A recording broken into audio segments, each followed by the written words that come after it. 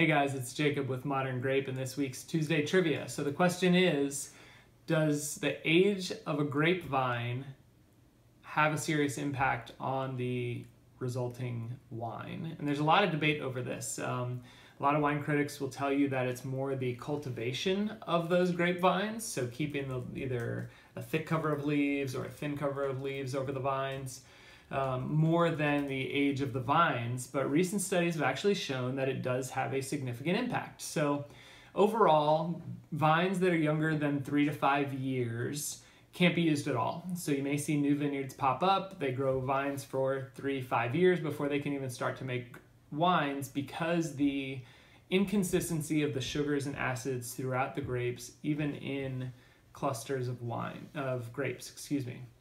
So after about 5 years, that's when they can start to make wine with these grapes. So grapes are good for about 50 years, these vines.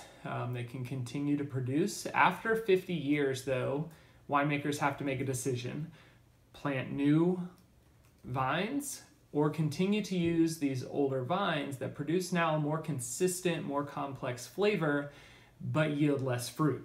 So overall, winemakers at that point will typically start to mix in some of the new grapes from the new vines with these older vines to continue to still yield the same amount of wine, but you're obviously going to mess with the flavor there. So younger vines tend to produce a more acidic flavor that is nice, but that more complex, really bold flavors come from an older vine. So that's what we learned this week on Modern Grape. Thanks for joining us. We'll see you next week.